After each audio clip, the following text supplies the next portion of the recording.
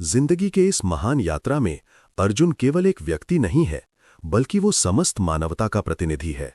उसके हर सवाल में हमारे सवाल छिपे हैं, उसकी हर संशय में हमारी संशय छिपी है, उसकी हर पीड़ा में हमारी पीड़ा गुंजायमान है। और जब कृष्ण उसे उत्तर देते हैं, तब वे केवल अर्जुन को ही नहीं, बल्कि सभी समय के सभी मानवों को उत्तर दे रहे हैं। ये गीता का सबसे बड़ा रहस्य है। अर्जुन एक बहुत बड़ा सवाल उठाता है, और वो सवाल ये है कि यदि आत्मा अमर है, यदि कोई मर सकता ही नहीं, तो फिर किसी को मारने का दर्द क्यों है? यदि शरीर बदलता है, जैसे वस्त्र बदलते हैं, तो फिर मृत्यु से भय क्यों? यदि जन्म में मृत्यु पहले से ही लिखी है, तो फिर किसी को जन्म देने का अपराध क्या? यदि सब कुछ निर्धारित है, तो फिर मेरी स्वतंत्रता कहाँ है? यदि परमात्मा सब कुछ कराता है, तो फिर मैं जिम्मेदार क्यों हूं? ये सवाल इतने गहरे हैं कि इनका उत्तर खोजना एक पूरी जिंदगी का काम हो सकता है। लेकिन कृष्ण इन सभी सवालों को एक बहुत ही सरल और बहुत ही गहरे उत्तर से हल कर देते हैं। और वो उत्तर ये है कि तुम्हारे भीतर जो असली मैं है, वो कभी पैदा नहीं हुआ और कभी मरेगा भी नहीं। जो पैदा हुआ है वो मर जाएगा, जो बदल रहा है वो मिट जाएगा, लेकिन जो अपरिवर्तनीय है, जो शाश्वत है, वो कभी नहीं बदलेगा। यह समझ ही असली समझ है, ये ज्ञान ही असली ज्ञान है। और जब तक ये समझ नहीं आती, तब तक सभी प्रश्नों के उत्तर असंतोषजनक रहते हैं, क्योंकि सभी प्रश्न एक गहरी भ्रांति से पैदा होते हैं। और वो भ्रांति ये है कि हम अपने को केवल शरीर समझते हैं, केवल आकृति समझते हैं, केवल नाम समझते हैं। हम ये नहीं जानते कि हमारे भीतर एक और भी आयाम है, एक और भी गहराई है, एक और भी सत्य है। अब कृष्ण एक बहुत ही महत्वपूर्ण बात कहते हैं। वे कहते हैं कि जो भी चीज निर्मित होती है वो नष्ट होती है, जो भी जन्मती है वो मरती है, जो भी शुरू होता है वो खत्म होता है। इसीलिए शरीर के बारे में चिंता करना व्यर्थ है। शरीर तो सदा की पीड़ा का कारण है, सदा की संताप का कारण है। लेकिन ये जो असली मैं है, ये कभी जन्मा नहीं और कभी मरेगा भी नहीं। ये अनादि है, अनंत है, अपरिवर्तनीय है। लेकिन यहाँ एक बहुत ही महीन और बहुत ही महत्वपूर्ण भेद करना होगा। कृष्ण जब कहते हैं कि आत्मा अमर है, तब वे ये नहीं कह रहे हैं कि तुम्हारा वर्तमान नाम और रूप अमर है। अर्जुन अमर नहीं है। अर्जुन के अस्तित्व को समाप्त करने का कोई मतलब नहीं है, क्योंकि अर्जुन तो केवल एक नाम है, एक रूप है, एक आकार है। शरीर के साथ अर्जुन भी मिट जाएगा, लेकिन जिस चीज ने अर्जुन का नाम धारण किया है, जिस चीज ने इस शरीर में प्रवेश किया है, वो कभी नहीं मिटेगी। ये समझना बहुत जरूरी है, क्योंकि इसी समझ में ही सारे भय का समाधान छिपा है। हमारा भय ये है कि मैं मर जाऊंगा, मेरा अस्तित्व खत्म हो जाएगा। लेकिन असली में मेरा अस्तित्व कभी खत्म हो ही नहीं सकता। वो अस्तित्व जो पैदा होने से पहले था, जो मरने के बाद भी होगा, वो मिट नहीं सकता। लेकिन मेरा नाम, मेरा रूप, मेरी आकृति, मेरी ये सारी पहचान, ये सब जरूर मिट जाएगी। और ये समझ आते ही सब कुछ बदल जाता है। कृष्ण आगे कहते हैं कि जो भी परिस्थिति आए, सुख आए या दुख आए, ठंड आए या गर्मी आए, वो सब परिस्थिति क्षणभंगुर हैं। ये सब परिस्थितियां आएंगी और जाएंगी, आओ और जाओ, यही इन परिस्थितियों का स्वभाव है। वो जो स्थिर है, अनुद्विग्न है, वो परमात्मा से जुड़ा है, और जो परमात्मा से जुड़ा है उसे कभी कोई व्यथा नहीं सता सकती। ये बहुत सरल बात है, लेकिन इसका अर्थ बहुत गहरा है। जब तक हम परिस्थितियों से अपनी पहचान करते हैं, तब तक हम दुख पाते हैं। जब हम कहते हैं कि मैं सुखी हूं, तो हम परिस्थिति से अपनी पहचान कर रहे हैं, और अगर परिस्थिति बदल जाए तो हमारी पहचान भी बदल जाएगी।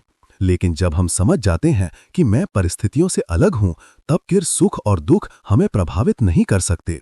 हम उन्हें बस देख सकते हैं, जैसे कोई दर्शक किसी नाटक को देखता है। अब कृष्ण एक और भी गहरी बात कहते हैं। वे कहते हैं कि मरने के बाद सूक्ष्म शरीर है, और ये सूक्ष्म शरीर हमारे सभी कर्मों, सभी संस्कारों, सभी वासनाओं को लेकर चलता है। ये एक प्रकार का बिल्ट इन प्रोग्राम है। ये एक ब्लूप्रिंट है अगले जन्म का। जैसे कोई इंजीनियर किसी इमारत को बनाने के लिए पहले एक नक्शा बनाता है, ठीक वैसे ही हमारा सूक्ष्म शरीर अगले जन्म का नक्शा है। यह नक्शा हमारे सभी कर्मों का परिणाम है। यह विचार इतना महत्वपूर्ण है कि इससे पूरी दुनिया में क्रांति आ सकती है, क्योंकि अगर हम समझ जाएं कि हमारा हर कर्म हमारे भविष्य को बना रहा है, हमारा हर विचार हमारे भविष्य को निर्धारित कर रहा है, हमारी हर भावना हमारे भविष्य को गढ़ रही है, तब फिर हम कभी कोई गलत कर्म नहीं कर सकते, क्योंकि हम जानते होंगे कि आज हम जो करेंगे वो कल हम भी भुगतेंगे, और अगर आज हम गलत करेंगे तो कल उसी गलत का फल हमें ही मिलेगा। लेकिन इसका मतलब ये नहीं है कि हम भाग्यवादी हो जाएं। नहीं, बिल्कुल नहीं। हम ना तो पूरी तरह स्वतंत्र हैं और न ही पूरी तरह परतंत्र। हम एक जटिल स्थिति में हैं। हमारा अतीत हमारे भविष्य को प्रभावित करता है, लेकिन हमारा वर्तमान हमारे भविष्य को पूरी तरह बदल सकता है। यह संतुलन ही जीवन का सबसे बड़ा रहस्य है। कृष्ण इसी संतुलन को समझाने की कोशिश कर रहे हैं। अब कृष्ण एक और भी महत्वपूर्ण सवाल का सामना करते हैं। एक शिष्य पूछता है कि यदि व्यक्ति निरअहंकारी हो जाता है तो क्या वो निष्क्रिय हो जाता है? यदि व्यक्ति निर्विचार हो जाता है तो क्या समाज ध्वस्त हो जाएगा? यह एक बहुत ही व्यावहारिक सवाल है और कृष्ण का उत्तर भी बहुत ही व्यावहारिक है। वे कहते हैं कि निरअहंकारी होने का मतलब निष्क्रिय होना नहीं है। वास्तव में निरअहंकारी व्यक्ति तो अधिक सक्रिय होता है, क्योंकि अहंकार तो रोग है, बाधा है। अहंकार हमें अपने काम करने में बाधा देता है। अहंकार हमें अपनी शक्ति को पूरी तरह प्रयोग नहीं करने देता। लेकिन जब अहंकार चला जाता है तब सारी ऊर्जा एक दिशा में बहने लगती है, सारी शक्ति एक लक्ष्य की ओर चली जाती है। तब व्यक्ति की कार्यक्षमता अनंत गुना बढ़ जाती है। और निर्विचार होने का मतलब भी ये नहीं कि व्यक्ति अभिव्यक्ति नहीं कर सकता। वास्तव में यह विपरीत है। कृष्ण कहते हैं कि निर्विचार चित्त बांस की पोंगरी की तरह हो जाता है। बांस की पोंगरी में कोई अपने विचार नहीं होते, लेकिन उससे कितने सुंदर गीत निकलते हैं। जब बांस पोंगरी हवा के साथ अपने को जोड़ लेती है, तब हवा उससे जो चाहे सो संगीत निकाल सकती है। ठीक वैसे ही जब व्यक्ति अपनी निज की वृत्तियों को छोड़ देता है, जब वो अपने को परमात्मा के साथ जोड़ लेता है, तब परमात्मा उससे जो चाहे वो कराता है।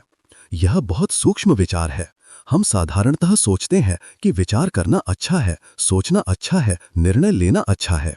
लेकिन कृष्ण कह रहे हैं कि इससे भी परे एक अवस्था है, एक ऐसी अवस्था जहां विचार भी नहीं है, सोच भी नहीं है, निर्णय भी नहीं है, लेकिन फिर भी सब कुछ हो रहा है, सब कुछ ठीक तरह से हो रहा है, और शायद तब सब कुछ और भी बेहतर तरह से होता है, क्योंकि तब व्यक्ति की अपनी सीमित समझ बाधा नहीं देती, तब सार्वभौमिक बुद्धि काम करती है, तब समस्त का प्रज्ञा काम करता है। यह बहुत ही महान और बहुत ही रहस्यमय विचार है। लेकिन अगर हम गौर से देखें तो यह विचार हमारे रोजमर्रा की जिंदगी में भी सच साबित होता है। जब एक संगीतकार किसी वाद्य यंत्र को बजाता है, तब क्या वो हर नोट के लिए सोचता है? नहीं।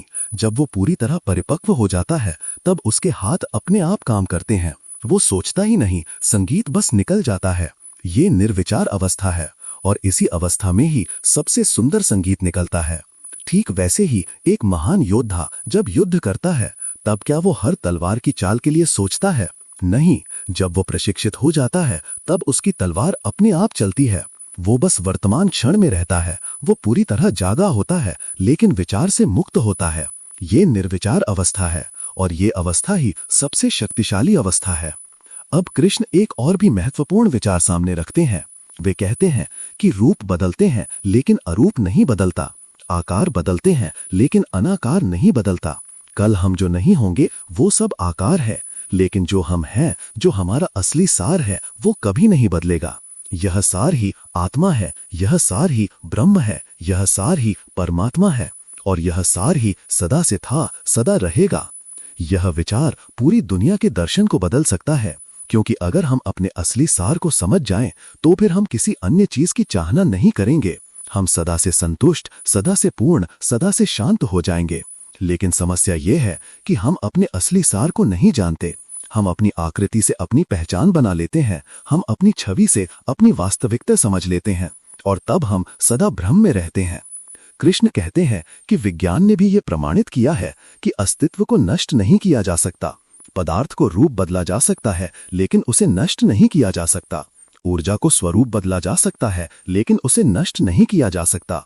यह कानून संरक्षण की नियम है, और अगर यह नियम पदार्थ और ऊर्जा पर लागू होता है, तो क्या यह चेतना पर भी लागू नहीं होगा? क्या चेतना पदार्थ से कम वास्तविक है? नहीं, वास्तव में चेतना ही सबसे अधिक वास्तविक है। और यदि चेतना परमाणु पर भी संरक्षण का नियम लागू होता है, तो चेतना का भी संरक्षण होना चाहिए। यह विचार ही भारतीय दर्शन की सबसे बड़ी देन है।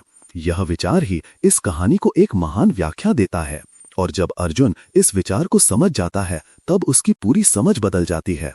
तब उसे अपनी जिम्मेदारी समझ आती है, तब उसे अपना कर्तव्य स्पष्ट हो जाता है, तब वो युद्ध करने के लिए तैयार हो जाता है, क्योंकि अब वो जानता है कि वो किसी को मार नहीं रहा है, वो केवल आकार बदल रहा है, वो केवल शरीर को एक अवस्था से दूसरी अवस्था में ले जा रहा है, लेकिन आत्मा तो अप्रभावित रहेगी।